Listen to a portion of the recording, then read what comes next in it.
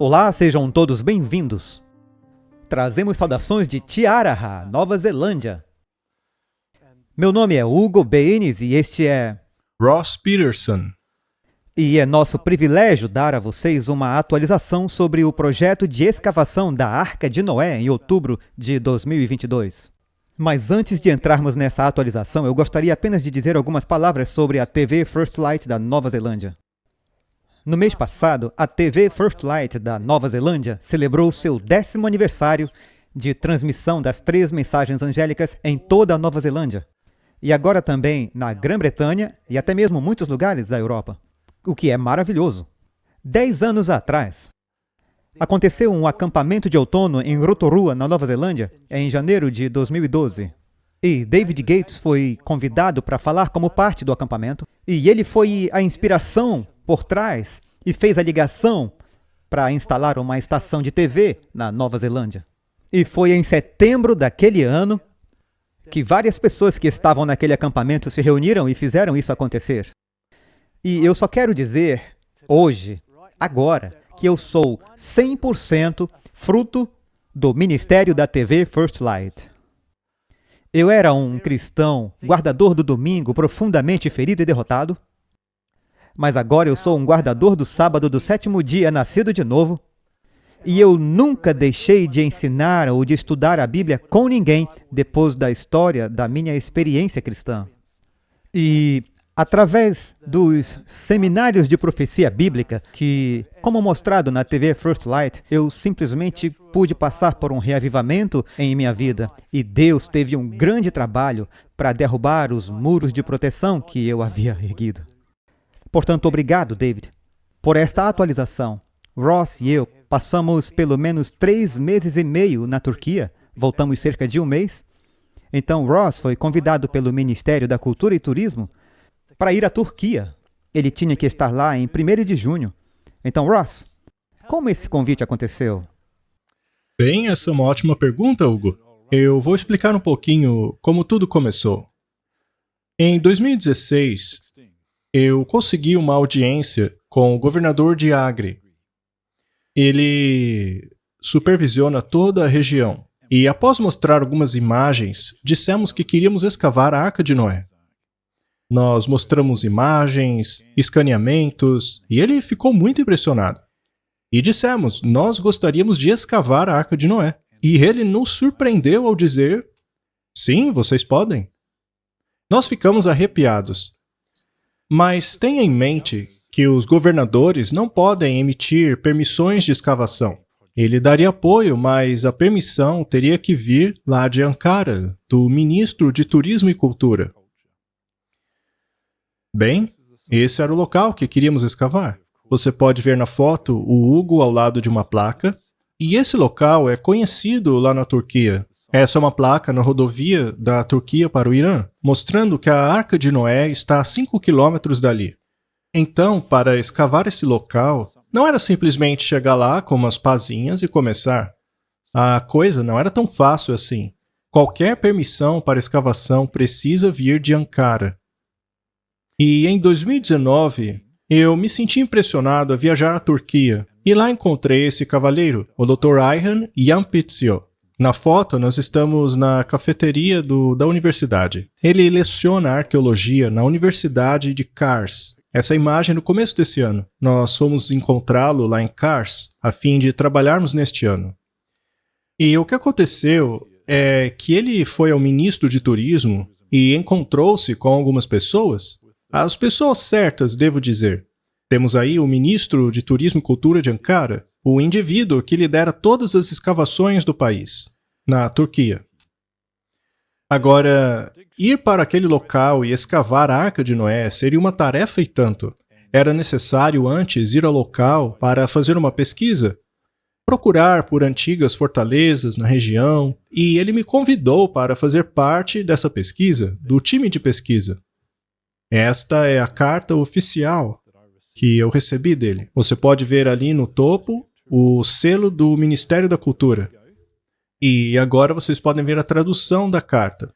A carta foi do Dr. Ayhan, proveniente da Universidade de Kars. E ela diz assim: Uma vez que você fez parte do time de 2022 de reconhecimento arqueológico das províncias de Agladir, que foi dada com a permissão do Ministério da Cultura e Turismo e do Diretório-Geral de Herança Cultural e Museus, eu peço gentilmente que o senhor esteja em Dugubayazit em 1º de junho de 2022.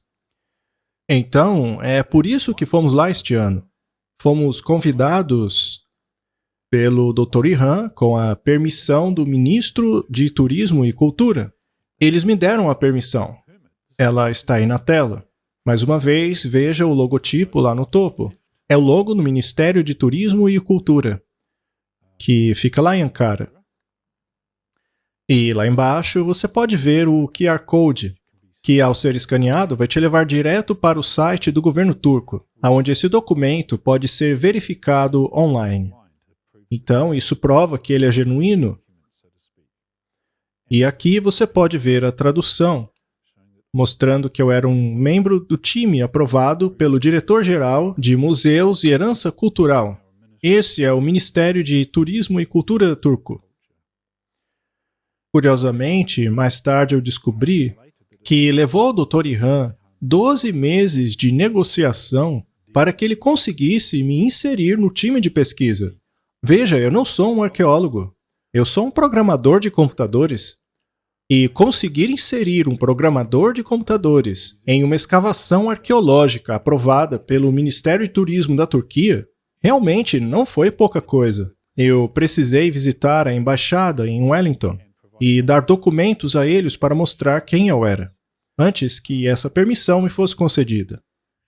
Então eu sou extremamente grato ao Dr. Ihan por ter me convidado e por ter que passar por toda essa burocracia para me inserir no time. Este reconhecimento foi o primeiro passo em estabelecer uma credibilidade para o Dr. Ihan, para mim e para os outros do time arqueológico lá na Turquia.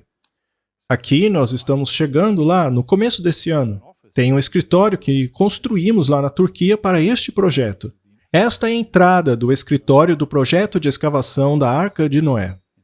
Aí nós estamos fazendo uma reunião e lá atrás você pode ver o Dr. Ihan, sentado bem ao lado do Hugo, assim como outras pessoas de universidades envolvidas nesse projeto.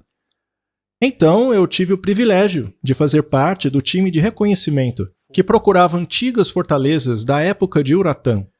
Uma coisa interessante é que muitos destes locais estão sendo pilhados e roubados. Este buraco aí foi feito por uma escavação ilegal. Esse buraco foi feito por locais que costumam escavar a região em busca de tesouros e outras coisas valiosas. E eu garanto a vocês que eles certamente encontraram muitas coisas ali. Como eu já disse, é ilegal fazer escavações arqueológicas ali, mas ainda assim é muito comum esse tipo de ocorrência. Então, parte do nosso reconhecimento foi documentar essas escavações ilegais. Aí na foto vocês veem algumas ruínas antigas. Nós estamos mapeando e fazendo o reconhecimento do local, documentando essas fortalezas. Nessa foto vocês podem me ver com algumas pessoas do time, que consiste de arqueólogos, paleontólogos, geólogos, e algumas dessas pessoas aí são estudantes de PhD em arqueologia. Essa é uma imagem mais ampla, e eu estou ali na esquerda. Eu estou ao lado do meu bom amigo Recep. Agora, a maior parte dessas pessoas vinham de universidades, mas o Recep, que está ali do meu lado, na verdade, ele fazia parte do Ministério de Turismo e Cultura. O Ministério fez questão de estar presente para supervisionar o nosso trabalho. Ele supervisionava um dos líderes do time ali. E ele tinha que fazer um relatório diário de nossas atividades. Tudo que tínhamos feito ali. Então ele estava, na verdade, examinando, ele estava, na verdade, observando a eficiência de toda a equipe, a harmonia, a dinâmica da equipe e, obviamente, para você, como estrangeiro, Sim. para estar envolvido. Escrevendo um relatório diário. Foi tipo firmar ou quebrar uma fundação para saber se essas relações de trabalho poderiam continuar no futuro. Sim. Ele estava se certificando de que estávamos fazendo tudo direitinho, dentro da lei, como Exato. um bom time. E isso é muito importante porque houve um bom feedback deles. o relatório dele foi muito positivo em relação à minha participação. Eu acabei sendo praticamente o fotógrafo oficial da expedição. O Dr. Ihan, quando fez o relatório dele, ele usou as minhas fotos. E o curioso é que, no fim das contas, muitas pessoas ali do time queriam as minhas fotos. É porque a minha câmera era de maior qualidade ali. Sim. E pelo que eu pude ver, por algumas semanas, parecia que você estava gastando seu papel na equipe e a sua câmera maravilhosa e a sua disposição para cooperar, pois pareceu que você era indispensável e eles Sim. amavam isso, pois você estava produzindo material Exato. que eles poderiam utilizar nos seus relatórios. Sim, é isso mesmo. Então, eles falaram bem de mim. O que é importante, porque se quisermos seguir adiante e conseguir o nosso objetivo principal, eles já estão familiarizados comigo. O meu nome está registrado lá no Ministério e qualquer um que procure saber quem é Ross Patterson da Nova Zelândia, eles vão saber que eu estava envolvido no projeto. Isso é bom. Sim. É um bom cartão de sim. visitas. É realmente algo muito Maravilhoso. útil. Aqui estão algumas imagens da nossa base. Você pode ver o sinal lá em cima da minha cabeça. E eu saliento de novo que isso é oficial. É um projeto do Ministério da Cultura e Turismo. Esta aqui é uma placa bem na porta da base. A primeira linha diz Ministério do Turismo e Cultura. Então, tudo está sendo feito dentro da lei e apropriadamente. E uma vez estabelecida a nossa credibilidade, se podemos chamar assim, com o governo e o ministro, então temos uma boa base para seguir adiante. Agora eu vou mostrar algo para você muito significativo. Ali no fundo desta imagem está o Monte Carlos.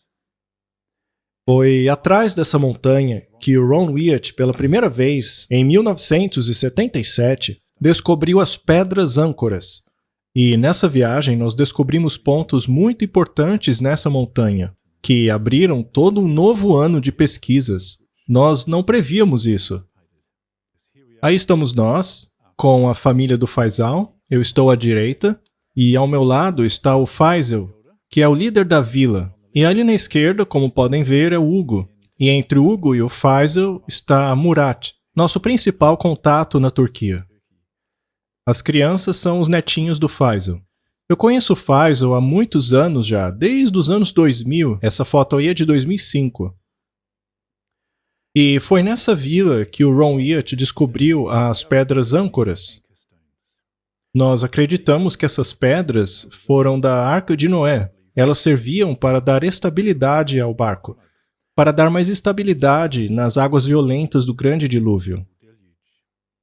Mas Ron Wyatt descobriu outras coisas muito importantes também. Esse é um pequeno mapa retirado do livro dele sobre esses lugares. E essas linhas, como vocês podem ver, são de cercas antigas. É quase como se a área tivesse sido dividida para abrigar rebanhos. E mais lá atrás da imagem, podemos ver esta linha de pedras. São pedras muito grandes. Pode não parecer nessa imagem, mas quando você fica ao lado delas, você pode ver o quão grande elas são. Veja só o tamanho dela comparados ao Hugo e eu. Portanto, seja lá quem for que tenha construído essa cerca de pedras, deve ter sido extremamente forte. Do contrário, não seria capaz de mover essas pedras desta maneira e fazer essa cerca. Não se vê mais esse tipo de coisa sendo feita lá hoje em dia. E veja como elas são cobertas por terra, o que quer dizer que houve erosão, então elas realmente são antigas. Em torno do Monte Carlos, existem simetrias antigas. Não muito longe dali, você pode ver esta, por exemplo. Ela é quase do mesmo tipo de pedra. E existem áreas em que há anéis dessas pedras. Veja só. Temos aí um anel de pedras. E o mais interessante é que debaixo dessas pedras existem esqueletos gigantes. Os moradores locais da região têm escavado já há anos esses ossos gigantes. Há alguns colecionadores particulares que exibem ocasionalmente esses esqueletos gigantes que foram encontrados. Vemos aí o Dr. Ihan naquela área, E nós constatamos que há pelo menos umas 6 simetrias dessas. São cemitérios espirituais. Temos mais uma área aí, e eles acreditam que essa pedra tenha sido usada para sacrificar animais, porque a parte de cima dela foi cortada, provavelmente para esse uso. Então, algum ser humano cortou essa pedra. E é claro, as pessoas têm feito escavações ilegais nessas simetrias. Este buraco, por exemplo, foi feito de maneira ilegal em uma das covas existentes ali. Agora veja aquela chapa de terra gigante na cova. Ela é enorme, ela deve pesar algumas toneladas, com certeza. Então, esses locais de enterro envolveram o manuseio de pedras gigantes. Não é algo que é feito facilmente hoje em dia. Mesmo com equipamento. E ainda assim, essas pedras gigantes foram movidas para lá, muitas milhas até esses locais de enterro. Além disso, em torno dessa montanha, naquelas áreas, existem outras simetrias. E naquele amontoado de pedras mais escuro, existem esqueletos gigantes enterrados. Mas será que nós encontramos alguma evidência disso? Com certeza, veja só. Aqui é mais uma escavação ilegal, infelizmente. Esse buraco foi feito por roubadores de tumbas. Após a escavação, eles deixaram algumas coisas para trás, como, por exemplo, esse gigantesco dente humano. É simplesmente enorme. O Dr. Ihan, ao examiná-lo, diz realmente acreditar se tratar de um dente humano. Você pode ver alguns exemplos de molares atuais ali do lado da foto. Perceba a semelhança com esse molar que achamos lá. O topo do dente está bastante deteriorado, muito deteriorado. Mas o tamanho dele é simplesmente enorme. Agora, deveríamos esperar encontrar esse tipo de coisa lá? Lembre-se que o espírito de profecia disse que antes do dilúvio, e gerações depois do dilúvio ainda, as pessoas eram gigantes. E a Bíblia confirma isso. As pessoas na época de Noé eram realmente gigantes. Vamos dar uma olhada nesta citação do espírito de profecia. Ela está falando aqui daqueles que são ressuscitados depois do milênio e da grande diferença de tamanho entre as pessoas de hoje e as daquela geração. Veja só, aqueles que viveram antes do dilúvio foram ressuscitados com a sua estatura de gigantes, mais do que o dobro dos homens que vivem na Terra hoje. Eles eram bem proporcionados. As gerações que vieram depois do dilúvio tinham menor estatura. Houve um decaimento contínuo através das sucessivas gerações, até a última geração que viveu sobre a Terra. A primeira geração era de altura elevada e bem proporcional. Já a última geração ressuscitou depois da degeneração e eram como anões, frágil e deformada. Portanto, antes do dilúvio haviam gigantes, e a estatura deles permaneceu algum tempo ainda depois do dilúvio. A Bíblia nos diz que os israelitas viram gigantes naquela terra, ao mandarem espiões para espiar a terra prometida, e até mesmo na época do rei Saul e do rei Davi. Ainda havia algum sinal de gigantismo naquela época. Por exemplo, o Golias da história de Davi, a quem ele derrotou. E agora, o que é intrigante é que a inspiração nos diz que depois do dilúvio as pessoas continuaram a viver naquela área. Vamos dar uma olhada em algumas citações. Por algum tempo, os descendentes de Noé continuaram a habitar entre as montanhas onde a arca havia repousado. Conforme o número deles aumentava, a apostasia logo os conduziu à divisão. Aqueles que queriam esquecer o Criador e abandonar a restrição de sua lei se irritavam constantemente com o ensino e exemplo daqueles que ainda temiam a Deus. E depois de algum tempo, eles decidiram se separar dos adoradores de Deus. Eles então jornadearam até a planície de Shinar, nos bancos do rio Eufrates. E, naturalmente, nós sabemos o que eles fizeram ali nas margens do Eufrates, a Torre de Babel. O ponto, então, é que as pessoas que saíram da arca viveram nas montanhas, aonde a arca tinha descansado. E, por algum tempo, enquanto a população estava crescendo, houve uma população de pessoas gigantes.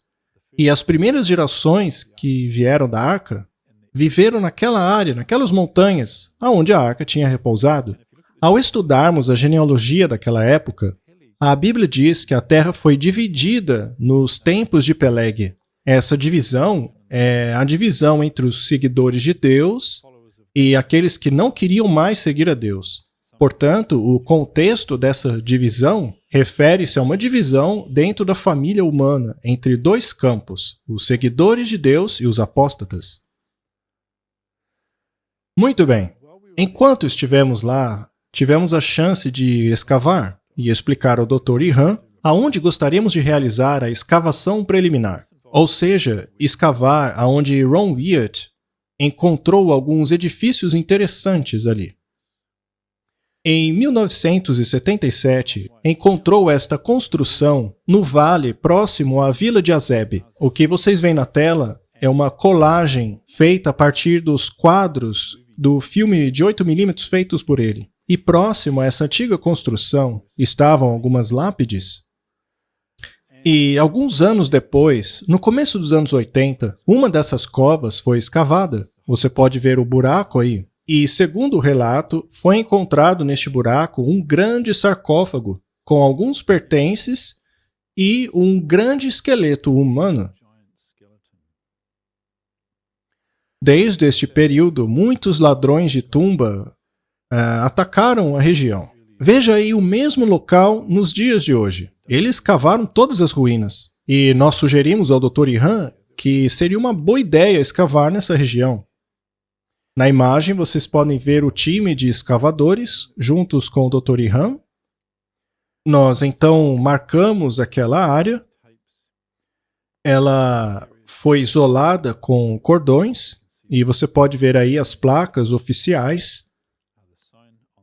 As placas dizem que trata-se de uma escavação oficial do Ministério de Cultura e Turismo e fica proibido escavações não autorizadas no local. Esta foto mostra o Hugo apontando para uma dessas placas oficiais do governo. Eles limparam o edifício, a construção, e eu mesmo e o Hugo estávamos fazendo as medições do local. E houve um ponto em que dissemos à equipe que eles não tinham escavado fundo suficiente em uma área ali. É onde estamos apontando aí na foto. Então, o time de arqueólogos começou a escavar mais profundamente. E após escavarem mais aquele local, eles descobriram algo muito intrigante. É triste, mas interessante ao mesmo tempo. Você pode ver os arqueólogos limpando a área e descobriram o esqueleto de uma criança no local. Você pode ver o crânio dela com os ossos. A criança tinha aproximadamente 1 metro de altura. E bem ao lado do esqueleto da criança foi descoberto um outro esqueleto maior, como você pode ver na imagem. O arqueólogo aí está escavando o esqueleto, este é o crânio, e acredita-se que seja de um indivíduo entre 30 e 40 anos. Quão antigos são esses esqueletos, nós não sabemos. Eles foram enviados até o laboratório de Ankara para constatar a datação deles. Eles também vão fazer uma autópsia para ver se descobrem a causa da morte. Eles então escavaram toda a região e você pode ver que o solo do lado de fora é muito mais alto, em comparação com o de dentro, o que quer dizer que houve erosão, nos levando a crer que esse edifício é realmente muito antigo. Mais uma vez, o Hugo e eu estamos medindo a extensão do muro. Agora, nós não sabemos para que servia este local. Alguns arqueólogos sugeriram que foi uma antiga igreja, outros sugerem que é ainda mais antiga que isso. E dentro encontramos algumas jarras contendo cinzas de pessoas cremadas. Agora, essa área é muito interessante porque há esqueletos gigantes para serem encontrados nela, o que está em harmonia com a citação do espírito de profecia. Veja que Deus quer que se descubra esses esqueletos gigantes. Vamos ver o que o espírito de profecia diz a respeito. Nos dias de Noé, os homens, os animais e as árvores eram muito maiores do que os que existem hoje. Eles foram enterrados e assim preservados como evidência para as últimas gerações de que os antediluvianos pereceram por um dilúvio. Deus planejou que a descoberta dessas coisas estabeleceria a fé na história inspirada. Portanto, vemos que antes do dilúvio há muitas coisas enterradas. E Deus quer que esses esqueletos gigantes sejam encontrados para provar que a Bíblia é verdadeira. E é claro que isso se aplica aos esqueletos gigantes enterrados logo após o dilúvio, pois eram da mesma raça de humanos gigante, antes de encolherem até o que somos hoje. Se esses esqueletos gigantes fossem encontrados e exibidos ao mundo como evidência, isso seria muito poderoso para a veracidade da Bíblia.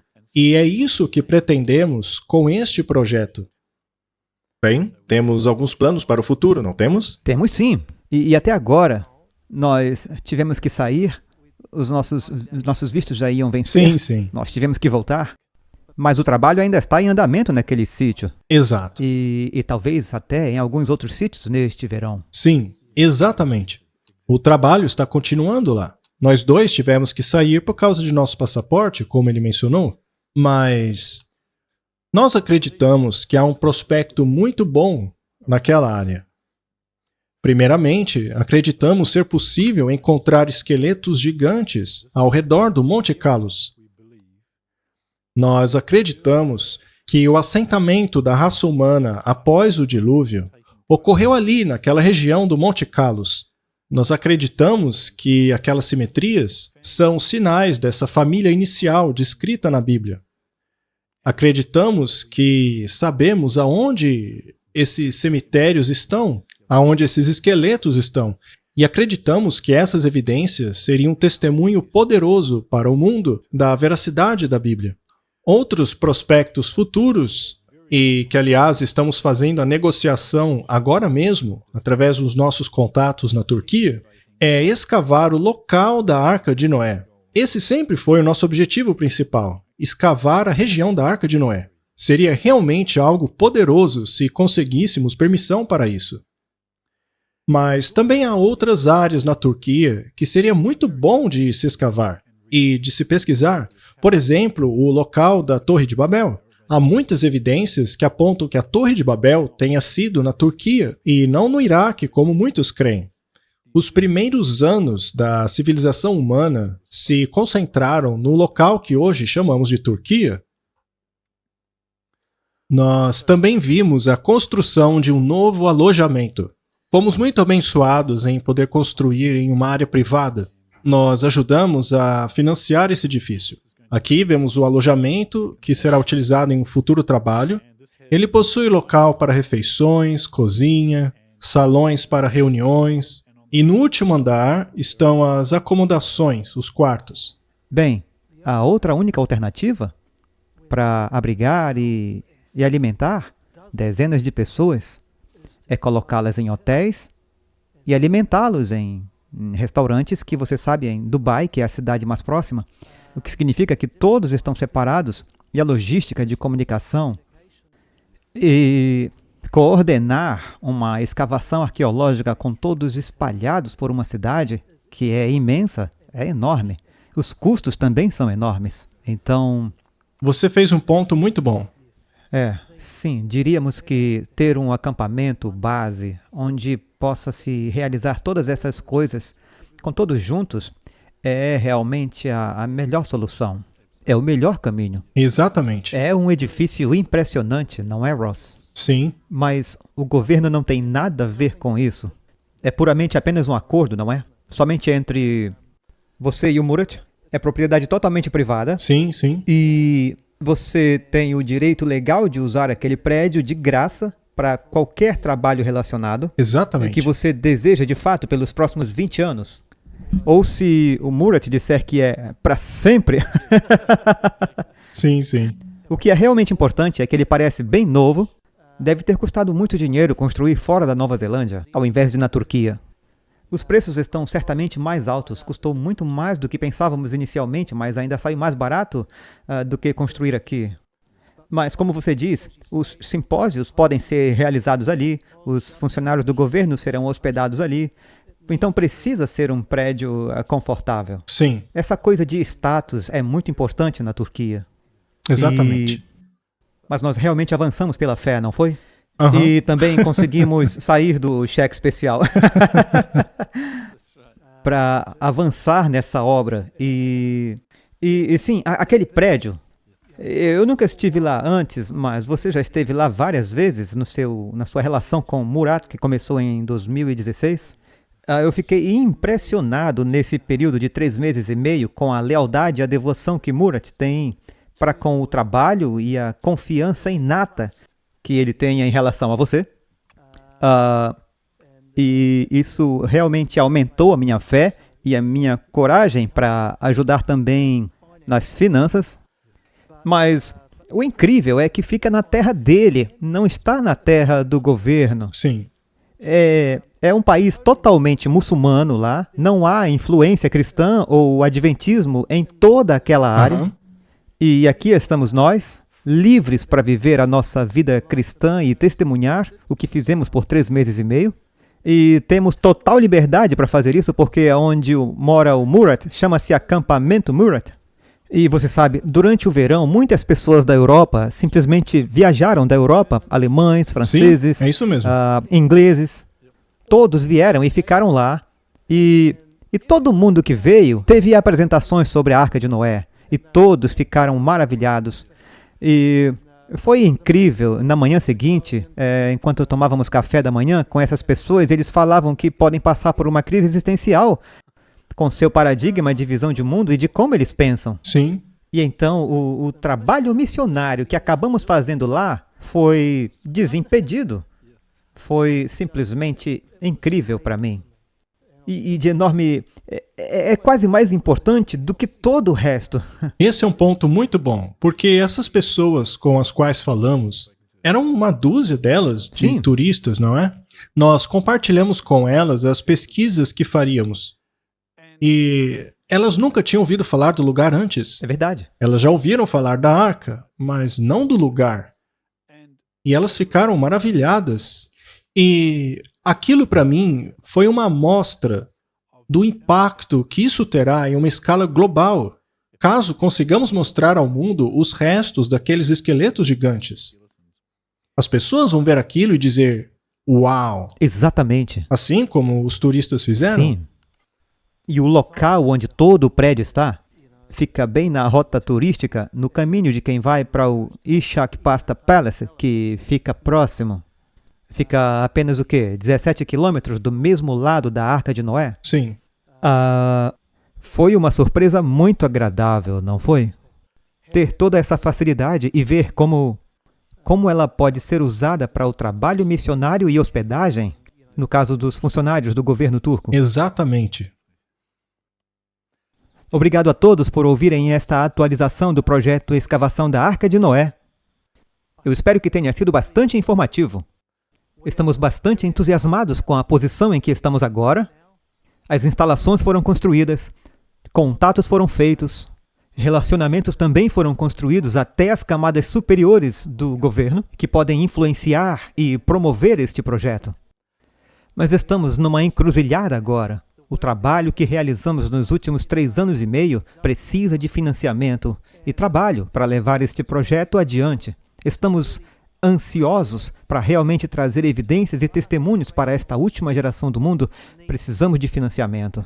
E sem isso, não podemos ir mais longe. Então, se você puder ajudar, ficaríamos imensamente gratos por qualquer assistência no financiamento, e é tudo para a glória de Deus. Nós acreditamos totalmente que isso é da vontade de Deus. Nós avançamos com muita fé para fazer o trabalho que fizemos nos últimos 3 meses e meio. E gostaríamos de ver isso continuar avançando.